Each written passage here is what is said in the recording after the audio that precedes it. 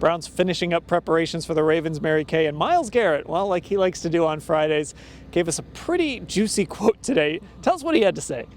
Basically, he was asked if they have had the attention to detail coming out of the bye that he expected. And he said no, but they still have 48 hours to get it right. So I think the significant thing about this is that it's the second time this season that Myles Garrett has basically challenged his teammates to step it up a little bit. The first time was against the Chicago Bears, so hopefully for Myles, it'll work like it did that game. Yeah, it certainly got him motivated, and the defense had a historic performance, but the Browns aren't playing the Bears and Justin Fields in this game. It is Lamar Jackson and the Ravens. And Mary Kay, it's just so interesting that Myles kind of said that, because the message otherwise has been that the focus has been there, that guys are back, they're energized, and he kind of said something different. Well, I think that there is a method to his madness. He has been very outspoken all season long, and even last week he tweeted something like, or posted something like, "No one wants this more than I do." And I think he's just trying to say, look, this is the biggest game right now of our careers for most of us,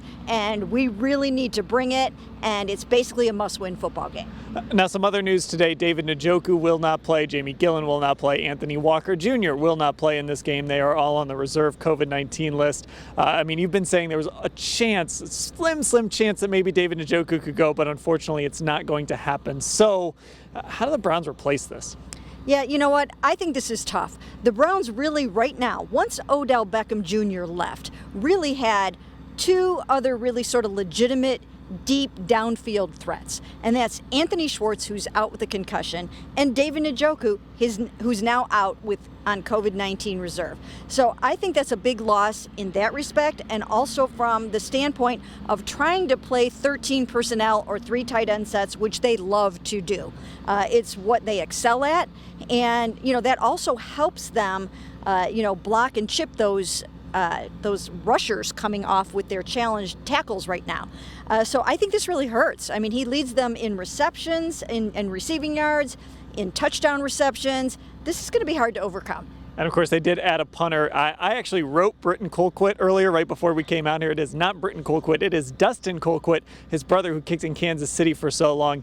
He'll handle the duties that Jamie Gillan normally handles in this one. Yeah, and I think the thing to watch here, of course, in addition to the punting, is the holding. The holding is so important. It's kind of hard to get that sequence together when you've only got a couple days to do it. But Dustin has done it many, many times before. Look, we've got a beautiful day out here today. I don't even have my coat on in Cleveland in December. It's sunny and beautiful. So, maybe they won't have one of those crazy weather games, and the holding will get done just fine. Okay, before we go, one thing to watch on Sunday in the rematch with the Ravens, Mary Kay. Who did Baker Mayfield come back from the bye as? Is he the Baker Mayfield that was pretty hot down the stretch last season, or is he the Baker Mayfield that really struggled? So I'm very curious about that. And I'll go on the other side, Lamar Jackson. He has been turning the ball over at an alarming rate. 8 interceptions in his last 4 games. He has more multi-interception games already this season than he had all of last season, when he had 1 last season.